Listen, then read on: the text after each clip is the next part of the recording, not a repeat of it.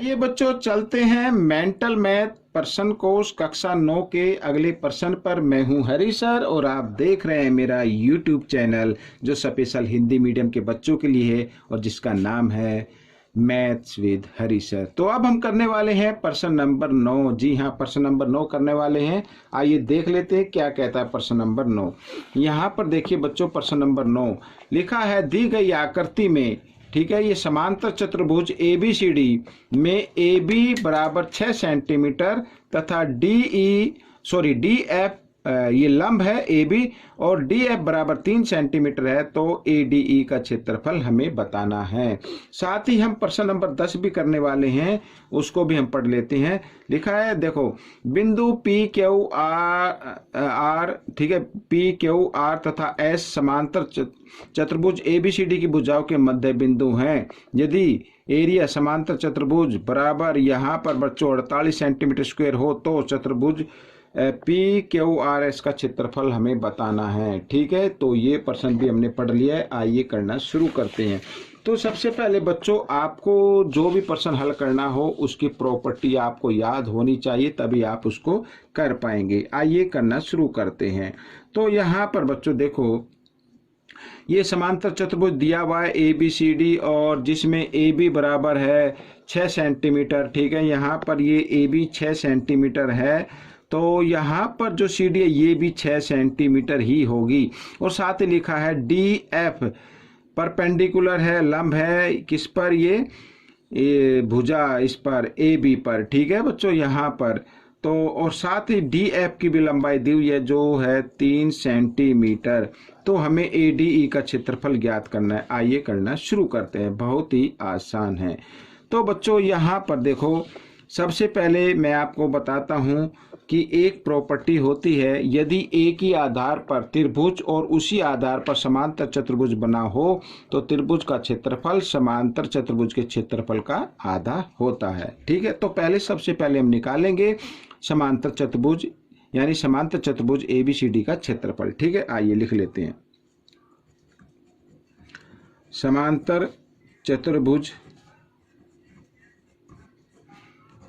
ABCD का क्षेत्रफल, ठीक है, ये हमें निकालना। तो फॉर्मूला क्या होता है बच्चों? फॉर्मूला होता है, यहाँ पे लिख देता हूँ, आधार गुणा शीर्षलंब, ये होता है। ठीक है बच्चों, ये तो बच्चों यहाँ पर आधार क्या है? आधार है 6 और शीर्षलंब गुणा शीर्षलंब है 3, तो 6 तिया 18, तो 18 सेंटीमीटर वर्ग ये आपका चतुर्भुज का क्षेत्रफल आ गया। ठीक है, अब मैं यहाँ पर प्रॉपर्टी लिखूंगा, उसके बाद कोई सवाल को हल करेंगे। अब देखो, त्रिभुज AED या ADE भी हम लिख सकते हैं, ADE व समांतर चतुर्भुज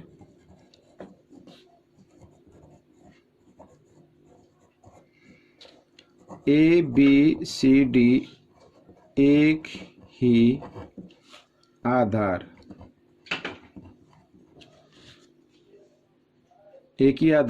यानी कि AD व 2 समांतर रेखाओं के बीच बने हैं। और वो समांतर रेखा क्या कौन सी हो गई? AD समांतर BC। ठीक है, आप फिगर में देख भी पा रहे होंगे, ये AD बेस हो गया, आधार हो गया, और AD समांतर BC। ठीक है, तो इस कंडीशन में क्या होता है?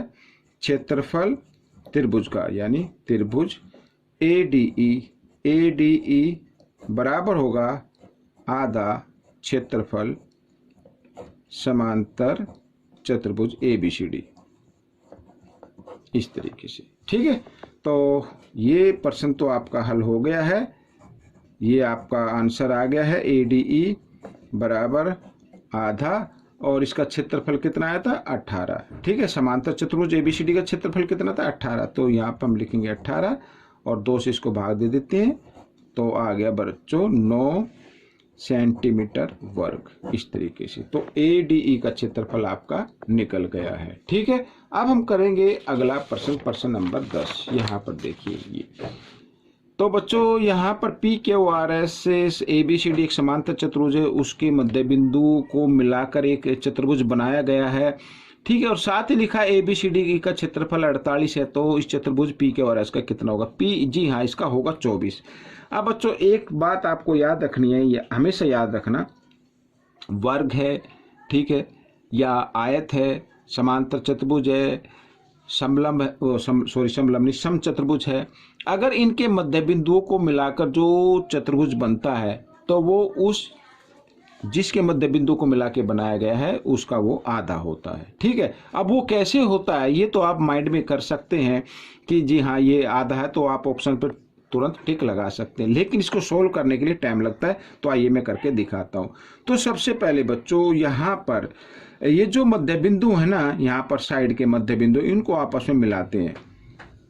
किन्हीं दो भुजाओं के मध्य बिंदु को आपस में मिलाएं ऐसे, और शेष जो अन्य दो भुजाएं होती है वो उनके समांतर आ जाता है। ठीक है, यहाँ पर मैं बच्चों एक हल्का सा लिखता हूँ।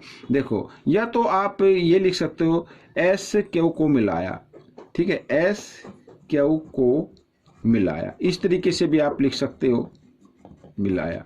अब बच्चों यहाँ पर तो क्या होगा, SQ समांतर होगा यहाँ पर CD। ठीक है, SQ समांतर होगा CD, व यहाँ पर SQ भी समांतर होगा AB के, इस तरीके से। ठीक है, तो ये याद रखना आपको। अब बच्चों यहाँ पर SQ समांतर है CD के या DC के, एक ही बात है। ठीक है, अब ये त्रिभुज SRQ और समांतर चतुर्भुज SQCD एक ही आधार यानी S के ऊपर बने हैं, तो त्रिभुज का क्षेत्रफल समांतर चतुर्भुज के क्षेत्रफल का आधा होगा। अब मैं यहां पर लिख देता हूं। ठीक है, देखो, त्रिभुज SRQ व समांतर चतुर्भुज, ये लिखना जरूरी है, तभी आप इसको आसानी से कर पाएंगे और मार्क्स भी अच्छे मिलेंगे। समांतर चतुर्भुज SQCD एक ही आधार, ठीक है, नीचे लिख देते हैं, यहां से यहां पर लिख देता हूं, एक ही आधार SQ व एक ही समांतर रेखाओं के बीच बने हैं। ठीक है, तो इसका मतलब, तो त्रिभुज का जो क्षेत्रफल होता है यानी SRQ का क्षेत्रफल होगा आधे समांतर चतुर्भुज की, यानी इसका नाम है, ये समांतर चतुर्भुज लिख देता हूं, SQCD, इस तरीके से थोड़ा सा ये इसमें आ गया तो इसको समझिए, ये हमारी इक्वेशन 1 हो गई। ठीक है, इसी प्रकार यहां पर त्रिभुज SPQ व समांतर चतुर्भुज, ठीक है, ABQS एक ही आधार SQ व, ठीक है, एक ही आधार SQ व एक ही समांतर रेखाओं, ठीक है, समांतर रेखाओं यानी SQ समांतर AB के बीच बने हैं। ठीक है, तो इसमें भी क्या होगा कि ये त्रिभुज का क्षेत्रफल, त्रिभुज का नाम है SPQ बराबर होगा क्षेत्रफल हाफ क्षेत्रफल, यह समांतर चतुर्भुज, इसका नाम है बच्चों, यहां पर ये मैं लिख देता हूं ABQS, ये इक्वेशन आ गई 2। अब आपको क्या करना है, 1 और 2 को जमा कर देना है। ठीक है, आइए समीकरण 1 व 2 को जमा करने पर, ये आपके एग्जाम में भी आ सकता है। भाई 1 और 2 को जमा करते हैं, क्षेत्रफल यहाँ पर त्रिभुज एस आर क्यू, एक तो ये हो गया, जमा क्षेत्रफल त्रिभुज ये एस पी क्यू हो गया, एस पी क्यू हो गया बराबर, ठीक है, आधा ये समांतर चतुर्भुज हो गया, इसका नाम है S Q C D, S Q C D, और जमा आधा ये क्षेत्रफल, ये दूसरा हो गया, इसका भी नाम है बच्चों, यहाँ पर क्षेत्रफल लिख देते हैं A B Q S, A B Q S, इस तरीके से। तो दोनों त्रिभुज को अगर हम जमा करते हैं, देखो यहाँ पर फिगर में एक बार फिर, एस आर क्यू और एस पी क्यू या एस क्यू पी, इनको जमा करते तो हमारी फिगर बनते पी क्यू आर एस। ठीक है बच्चों, तो क्षेत्रफल यहाँ पर समांतर चतुर्भुज बन जाता है ये पी क्यू आर एस बराबर होगा, इसमें से हम क्या करते हैं, आधे को कॉमन ले लेते हैं, 1/2 को कॉमन ले लीजिए, और दोनों को जमा करते हैं, दोनों को जमा करते हैं तो हमारी फिगर बनेगी ए बी सी डी। ठीक है बच्चों, इस तरीके से। अब बच्चों ये आपका उत्तर निकल गया है यहाँ पर पी क्यू आर एस। देखो यहाँ पर मैंने इसको हल किया, तो हल करने में तो टाइम लगता है ना, और गुणा यहाँ पर। अब ए बी सी डी का क्षेत्रफल यहाँ पर दिया हुआ है 48, तो हम इसकी जगह क्या लिख देंगे 48, तो 2 से इसको भाग दिया, 2 दूनी 4, 2 चौक 8, तो ये आ गया बच्चों क्षेत्रफल समांतर चतुर्भुज पी क्यू आर एस। ठीक है बच्चों, बराबर 24 सेंटीमीटर वर्ग, इस तरीके से।